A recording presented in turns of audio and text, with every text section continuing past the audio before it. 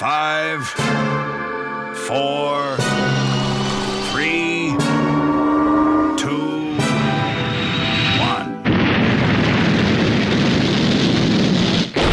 Thunderbirds are go.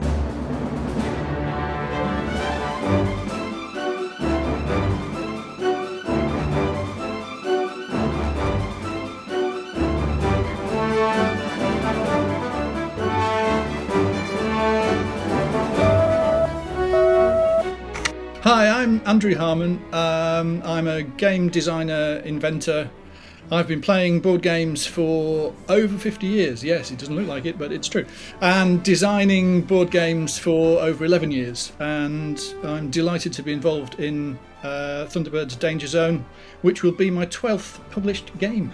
It's terrific to see International Rescue back in business. Nice, okay. So a dozen games to date, including Thunderbirds Danger Zone. Now you're on your 12th game then, you must know what the sort of the elements for a successful game recipe are. So I guess, what are those elements and why is Thunderbirds a good source for that recipe? Oh, that's a good question.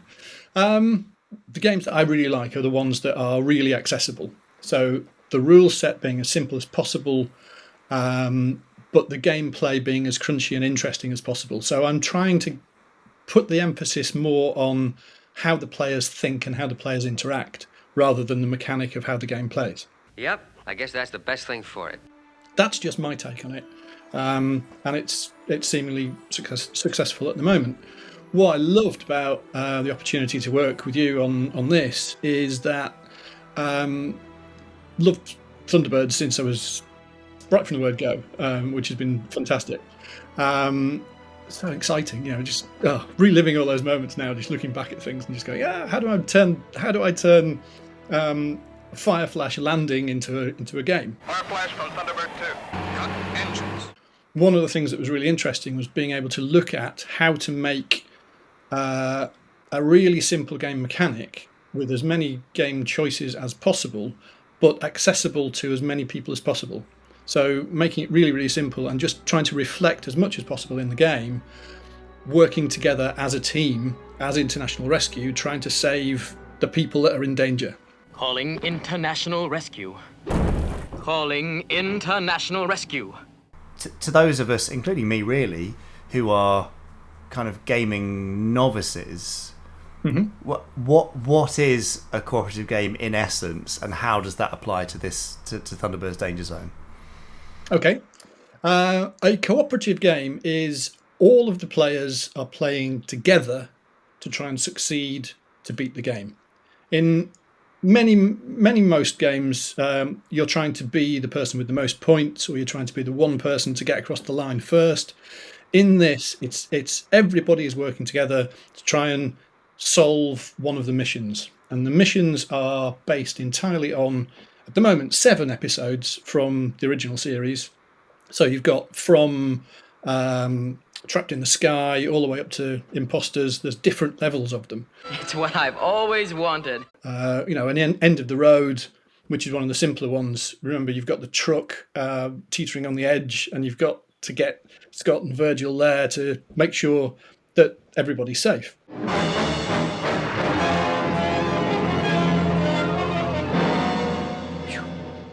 We are all working together, all 2, 3, 4, 5 or 6 players, to make sure that happens. So that's the sort of difference. There's no overall winner. We either all succeed in saving the people in peril, or we fail. And there's time pressures, and there's all sorts of things, extra things going on. The HUD pops up once in a while. International Rescue are arriving on the scene. Part 2 of my plan about to commence. You've got extra equipment to get in some of the more complicated ones. For example, in the Imposters, you've actually got to get Fab 1 fueled up and ready to go, loaded onto Fire Flash, and get Lady Penelope over to America. And all of this is going on while, Thunderbird 3 is waiting to be launched. So it's everybody working together. Nice. So it's really appropriate to the way International Rescue was run and the aims of it and the message of Thunderbirds, which is great. But I say there, the way International Rescue was run, there's an interesting element of this where everybody gets a chance to be Jeff, right? So how does that work in the context of the game, Andrew? It's quite interesting because you feel like the spotlight comes round to you on your turn, so there's definite pressure going on. The way the game plays is that we're using resources. So there's fuel, there's technology, there's knowledge, and there's team spirit. And that's the currency in the game. And that's cards that we hold in our hands. And what we're trying to do is, in a turn, Jeff will say, right, we need to get, for example, 6 fuel to Scott, who's in the Sahara Desert. Okay, Scott. I'll organize that right away. And that's all visual on the cards and nice and straightforward. But I, as Jeff, get to choose that. And then the other players have to come in and supply those resources from the cards that they've got. If they can't, then I, as Jeff, get to try and change them with the cards that I've got in my hands. So it's up to me to try and sort it out and make it work as Jeff. The more complicated games, I can then work out, well, okay, I've got the opportunity now to go and add fuel or technology to make sure that the mole is ready if it's being used in this particular one. And in the more complicated ones, I can actually bring out other people not involved in the mission. So if Tintin's on Tracy Island or Lady Penelope's on Tracy Island, I can bring them out to actually help in what's called mission support. All right, Alan, you better take Tintin along with you. So Jeff gets to do 3 things. Everybody else can advise, but the spotlight is on you, the player, as Jeff. And at the end of your turn, you pass around to the next player and breathe a sigh of relief. Well, you could have fooled me. Hopefully, having done your Jeff role successfully. But everything's going fine. Hold it, folks. Something's gone wrong. Fingers crossed. Hopefully, yes. Oh, well, that's lovely. No, I really love that element of the game and how it works. In terms of how accessible this game is, Andrew, you know, if I am a seasoned cooperative game player, or perhaps someone who's never even played anything beyond a couple of rounds of Snap with a standard deck of cards, how does this work for me? What's the learning curve like, I guess? Well, we've started. Hopefully it should be interesting to complete novices and more experienced game players. That's what we've tried to build in. That's why there's episodes that are really, really short. So, for example, End of the Road is a really quick 20-minute intro. Now, we've got to think of a way of stabilizing that tractor while the grabs are attached. And the bigger ones like Terror in New York City, there's lots of cards involved, and we've been playing that right down to the line, 50 minutes of tension, so it's longer, it's deeper, there's all sorts of chaos going on. So in that respect, that's the way we've aimed to design the game, is to be nice and simple and straightforward, and then get deeper and deeper as you want it to be deeper and deeper. Perhaps if I taught you chess, it might improve your mathematical powers. But the basic mechanic is, in a way, kind of Snap-ish, in that, you know, I as Jeff am saying, look, guys, we need, back to the example, 6 fuel to Scott in the Sahara Desert. Each of the cards in front of the players, we secretly go, oh, okay, well, I've got one with 4 on, and I'm hoping that somebody else has got one with 2 on. And it's just quite simply, can you get that exact number to the exact place that you need? So if you can add 4 and 2, you can play this game. But also, there's lots of choice going on later on. Yeah, because we ended up with brilliant choices, like, you know, do I fuel Fireflash and get that ready for later in the game, or do we bring Tintin out? Because each of the characters has got their own ability to be able to do things. So Parker can change the values on the cards, and Lady Penelope can bring other cards out. So there's lots going on if you want to set it to that more complicated level. Great accessibility from novice to more experience, which is fantastic. So if you've never played a game like this before, or you've never had an entry into this kind of game before, this could be the one for you. Well, I hope so. I mean, that's my hope with every game I design, is that it's going to be the most enjoyable it possibly can be. So hopefully, yes. Everything so far is giving us that indication, Andrew, so I think we're all good. Now, we've got 7 episodes, 7 missions in this one. Where else could we go beyond the first 7 missions?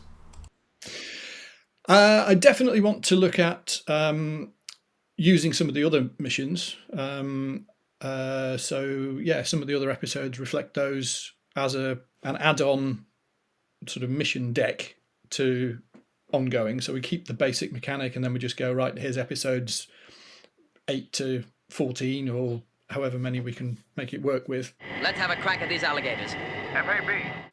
I'd also quite like to look at increasing the activity from the Hood, making him a little bit more sinister, giving him more powers. International Rescue haven't heard the last of me. And also trying to bring in other characters from other shows as well. And I'm not sure how to do that at the moment. Hang on, you're supposed to be the man with all the answers, Andrew. Oh, I don't have the answers. I have the questions, then I find the answers. But yeah, I mean, for me, it's trying to work out. Okay, at the moment, we're launching missions from Tracy Island. What difference would it make? And these are the questions that I've got to find answers to. What difference would it make if we launched the mission being controlled by Colonel White from Cloudbase, or from Marineville, or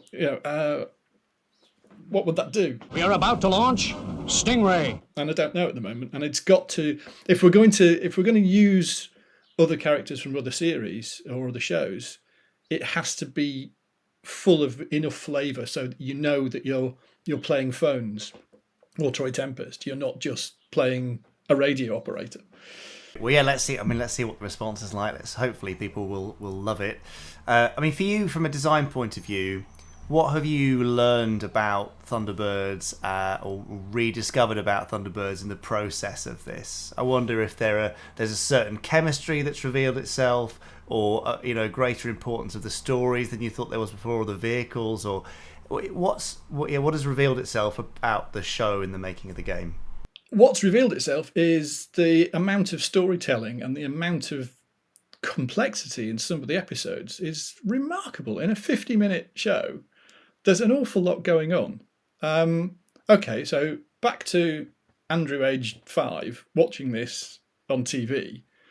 The thrill and the excitement of, you had me at Trapped in the Sky. It's just brilliant. Watching Virgil trying to control those elevator cars and the plane coming in. It's fantastic. I'm applying brakes down here.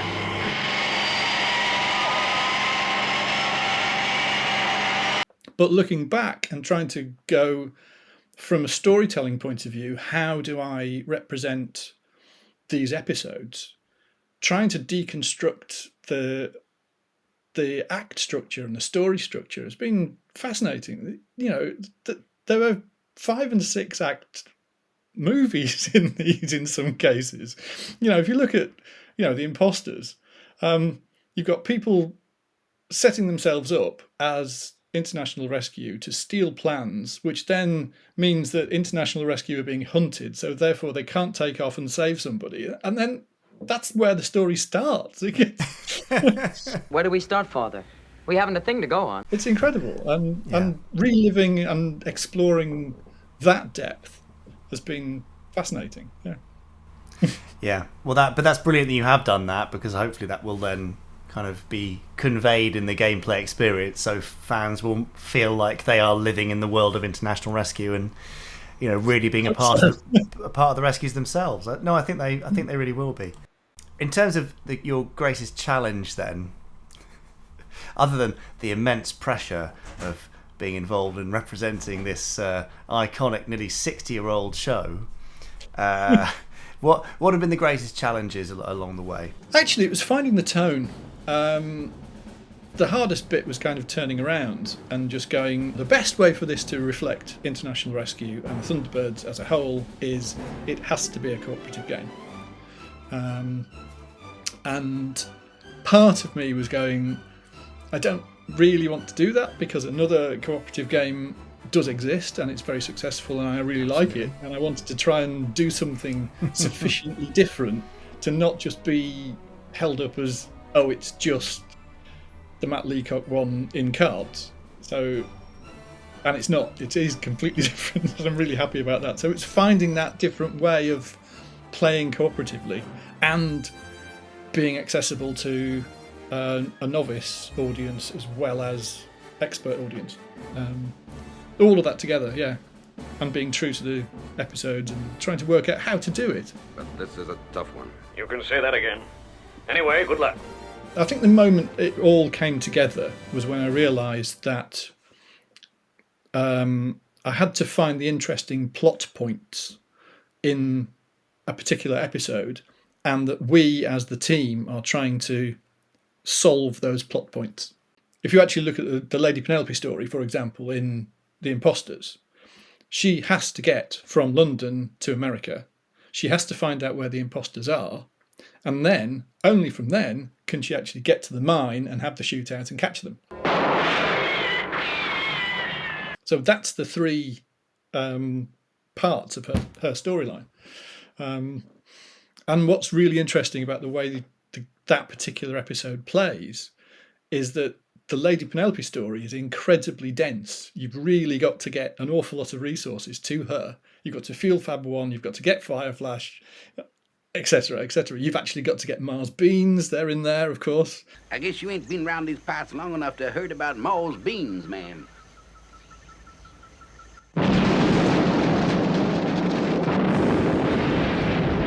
You've got to get Agent 47.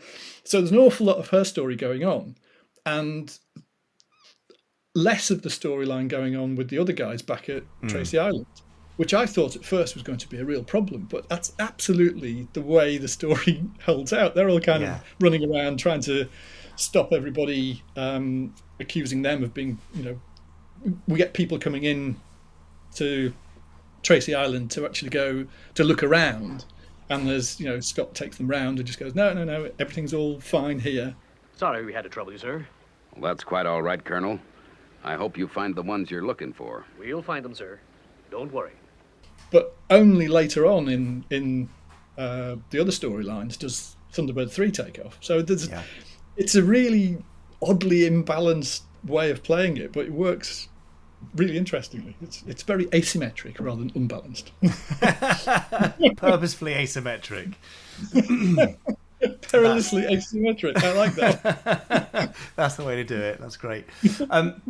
Andrew, in terms of ages of players, I mean, because we know there's a lot of handing down between generations, grandparents handing down to grandkids, parents to kids, etc. And sometimes these do cross 3 generations at least. So can 3 generations play this game together, I guess, is my question.